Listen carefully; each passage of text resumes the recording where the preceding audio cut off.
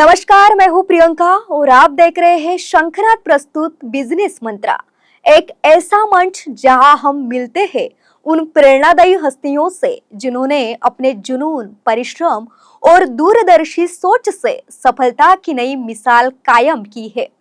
आज हमारे साथ मौजूद है स्टीलवुड कंपनी के संस्थापक और नागपुर के प्रख्यात युवा उद्योगपति वसीम बदर, जो इस बात का जीवंत प्रमाण है कि अगर व्यवसाय में नवाचार, सतत मेहनत और गुणवत्ता का समन्वय हो तो कोई भी मंजिल दूर नहीं। बहुत ही कम समय में स्टीलवुड ने अपने बेहतर डिजाइन, उत्कृष्ट गुणवत्ता और ग्राहक संतुष्टि के दम पर बाजार में विश्वास की मजबूत नींव रखी है। फर्नीचर उद्योग में टिकाऊपन और आधुनिकता का संतुलन साधते हुए उन्होंने एक नई पहचान बनाई है। तो आइए जानते हैं उनके इस प्रेरणादायी व्यावसायिक सफर के बारे में। नमस्कार सर, शंखनाथ प्रस्तुत बिजनेस मंत्रा इस कार्यक्रम में आपका स्वागत है।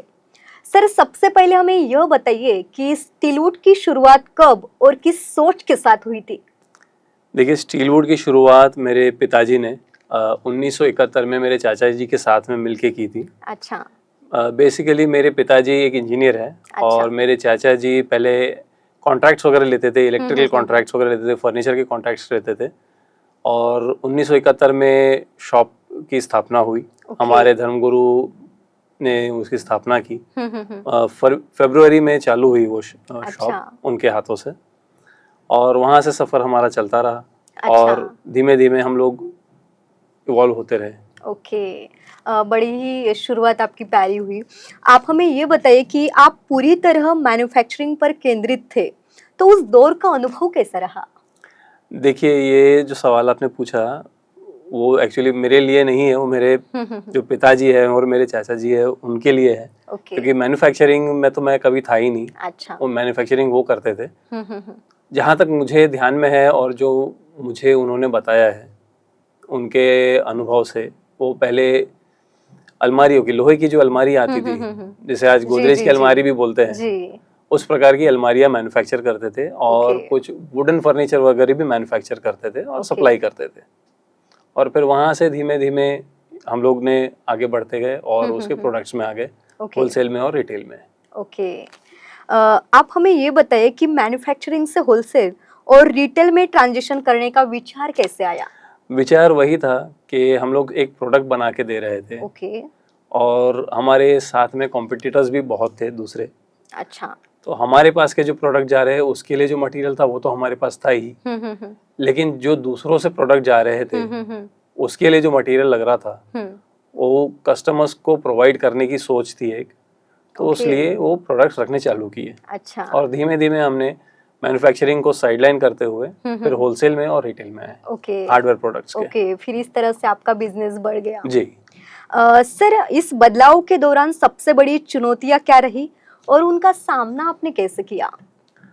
चुनौतियां थी उस समय में, कंपटीशन भी था, पैसे नहीं थे काम करने के लिए।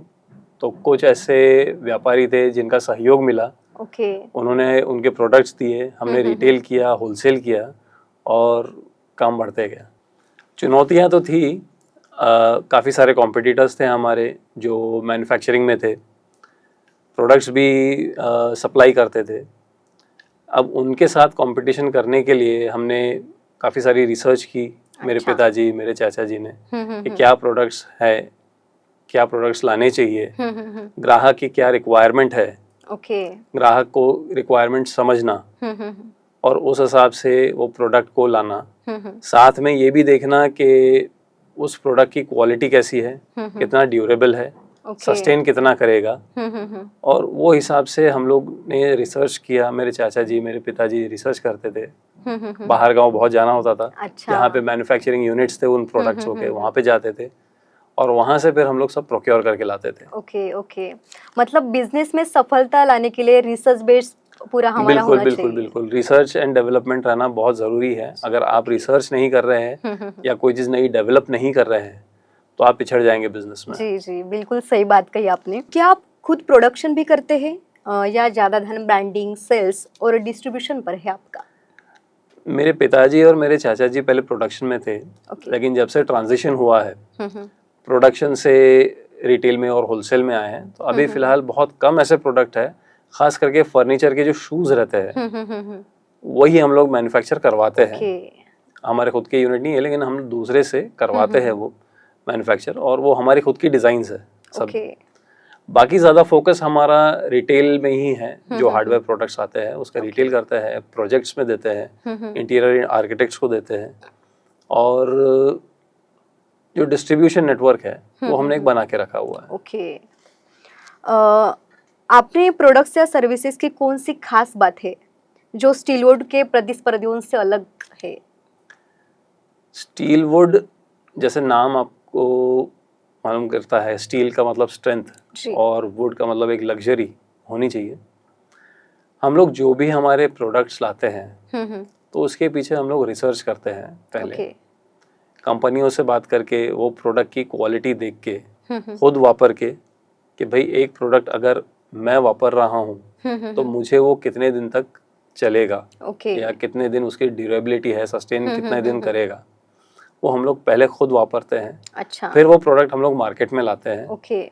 और फिर हम आगे डिस्ट्रीब्यूट करते हैं। एक अनुभव आ जाता है कि भाई एक प्रोडक्ट अगर मैं यूज कर रहा हूँ तो इतने दिन तक चल रहा है। और वो प्रोडक्ट मैं अगर किसी और को दूं तो इतने दिन बिल्कुल चलेगा ही चलेगा। और मतलब उसको तकलीफ नहीं आएगी। यूज करते हैं पहले जी। उसका कोई एग्जांपल है आपके पास जो आप अभी यूज कर रहे हो? बिल्कुल। मेरे काउंटर्स के ही जो लॉक्स है जो शॉप में हम लोग यूज करते हैं, वो करीब 20-20 साल पुराने लॉक्स है। अच्छा। जो अभी भी चल रहे हैं, बिल्कुल इंटैक्ट कंडीशन में है। तो अब वो प्रोडक्ट्स पे हमको बिल्कुल भरोसा हो गया है कि भाई ये अगर मैं किसी कस्टमर को दे रहा हूँ तो इसमें प्रॉब्लम नहीं आएगी। और वो मेरे पास नहीं आएगा कि भाई ये आपने जो प्रोडक्ट दिया वो खराब है और ये मुझे ये इतनी तकलीफ दे रहा है। मतलब कंप्लेंट करने के लिए वो दोबारा वापस हमारा एक ही मोटो है कि अगर कस्टमर का जो पैसा है उसने मेहनत से कमाया हुआ है, वो बर्बाद नहीं होना चाहिए। इसलिए हम लोग जो भी प्रोडक्ट्स देते हैं वो इतना सोच समझ के देते हैं कि उसका पैसा वसूल होना चाहिए। जी, सही बात कही आपने। आज की तारीख में आपका टारगेट कस्टमर सेगमेंट कौन सा है? देखिए, मेरे लिए तो सभी लोग मेरे टारगेटेड कस्टमर हैं। आप भी हैं, आपका भी घर है जी। सभी के घर है, और घर में फर्नीचर बनता ही है जी। फर्नीचर के प्रोडक्ट्स लगते ही है, तो मेरे कस्टमर्स तो सभी हैं। लेकिन फिर भी अगर आप टारगेट कस्टमर्स की बात करें तो हम लोग ज़्यादा इंटीरियर डिज़ाइनर्स, आर्किटेक्ट्स है, बिल्डर्स है, एंड यूजर्स भी हमारे बहुत सारे हैं। तो उनको हम लोग टारगेट कस्टमर कहते हैं। अच्छा जी। आप ग्राहकों के साथ आपका अनुभव कैसा रहा है अभी तक का? देखिए, जिंदगी है, ऊपर नीचे तो चलता ही है। किसी किसी को हम पूरी तरह से संतुष्ट कर देते हैं, कुछ ग्राहक रहते हैं जो संतुष्ट नहीं भी होते हैं, लेकिन फिर भी हमको साथ में लेके चलना पड़ता है। जी बिल्कुल। सर्विस क्वालिटी वगैरह हम लोग सब प्रोवाइड करते हैं उनको। उसके हिसाब से हमारे जो रिलेशंस बनते हैं कस्टमर्स के साथ में वो बहुत अच्छे बनते हैं। कस्टमर्स की रिक्वायरमेंट हम लोग बहुत समझते हैं। मेरा भी जितना स्टाफ है, मेरी टीम जो है वो पहले कस्टमर की रिक्वायरमेंट समझती है। ऐसा नहीं कि वो आया और मुझे माल देना है और पैसा लेना है। वो बात हमने कभी सोची ही नहीं है कि भाई कस्टमर आया तो उसके बस पैसा ले लेना है, काम खत्म। उसकी किस चीज की रिक्वायरमेंट है।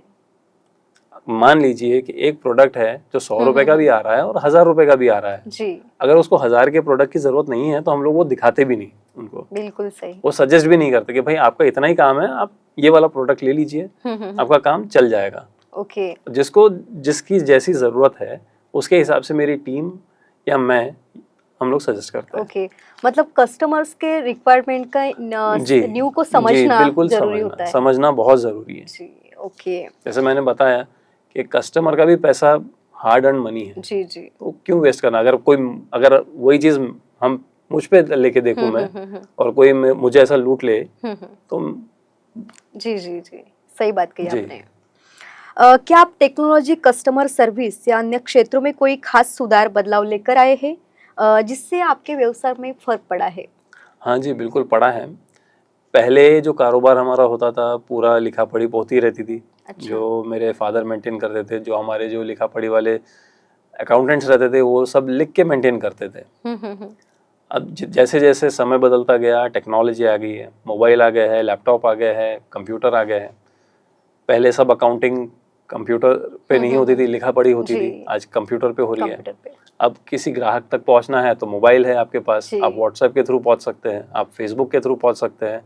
डिजिटल कैटलॉगिंग हम लोग कर रहे हैं कि भाई ओके। अगर किसी की रिक्वायरमेंट आई तो मैं पूरा उसके सामने में मेरा जितने भी कैटलॉगिंग है वो मैं उनके सामने रख दूं ओके। कि भाई वो देख के अपनी चीज पसंद कर सके। जी। क्योंकि फीजिबल नहीं है कि मैं हर एक प्रोडक्ट डब्बे में से निकाल के उसको दिखा सकूं। जी जी जी। काफी सारे प्रोडक्ट है जो हमारे डिस्प्ले पे भी है, ओके। लेकिन कुछ ऐसे प्रोडक्ट्स रहते हैं जो डिस्प्ले नहीं कर पाते हैं, तो ओके। उसकी हम लोग कैटलॉगिंग करके रखते हैं। पूरे कैटेगराइज्ड प्रोडक्ट्स रहते हैं वो हम लोग कस्टमर को देते हैं अच्छा। कि भाई आप इसमें से पसंद कर सकते हैं। उसमें से उनकी पसंद होती है और वो फिर उसका प्रोक्योरमेंट होता है। अच्छा। ओके। आपने अब तक जो सफर तय किया है तो उसे देखते हुए भविष्य में आपकी क्या योजनाएं हैं? मेरा सफर तो समझ लीजिए, आज हमारे जो बिजनेस है उसको 53 साल पूरे हुए। अच्छा। मैं करीब वाह। 20 साल से बिजनेस में हूँ, पढ़ाई करके बिजनेस में आया मैं, और सफर काफी अच्छा रहा मेरा, काफी ओके। अनुभवी रहा। मेरे चाचा जी, मेरे पिताजी दोनों का अनुभव मैं लेके चला हूँ। और आगे बढ़ना वो तो प्रकृति का नियम है, जी। आपको आगे बढ़ना ही है, कुछ ना कुछ आपको नया करना ही है। जी जी अगर आप नया नहीं कर रहे हो तो आप पीछे आ रहे हो। जी जी बिल्कुल सही। तो इसमें हमारे काफी सारे डेवलपमेंट्स होते रहते हैं कि भाई आज ये करना है, आज वो करना है। क्योंकि कंपटीशन अभी बढ़ गया कंपटीशन है। बहुत बढ़ गया है। जी। कंपटीशन में हमको मालूम पड़ता है कि हमारे जो कॉम्पिटिटर है, जो हमारी राइवल कंपनीज आप बोल सकते हैं, वो क्या प्रोडक्ट बेच रहे हैं, ओके। क्या प्रोडक्ट लाइन पे वो वर्क कर रहे हैं। तो उस हिसाब से भी हम लोग सोचते हैं ओके। कि भाई वो अगर एक प्रोडक्ट ला रहा है तो मुझे उससे अच्छा प्रोडक्ट लाना है। ओके। मुझे वही नहीं लाना है, मुझे उससे अच्छा लाना है, अच्छा, उससे बेहतर करके उससे दिखाना है। बेहतर लाना है। जी। और मेरे कस्टमर को उससे बेहतर चीज देनी है। जी। ओके। एक विजन लेके चल रहे हैं कि कस्टमर जो भी है हमारा अन्नदाता है, जी। उससे धोखा नहीं करना है। बड़ी सही बात कही आपने। ओके। काफी अच्छी भविष्य में आपकी योजनाएं हैं। अंत में हमारे युवाओं को आप क्या संदेश देना चाहेंगे? देखिए, काफ़ी सारे युवा आ रहे हैं रिटेल बिजनेस वगैरह में। एक ही सलाह देना चाहूँगा कि ईमानदारी से काम करिए। कस्टमर को भगवान समझिए, अपना दोस्त समझिए, अपना पार्टनर समझिए और काम करिए। ऐसा नहीं है कि वो सिर्फ पैसे देने की मशीन है। जी। वो एटीएम मशीन नहीं है कि आपने कार्ड डाला और पैसे निकाल लिए।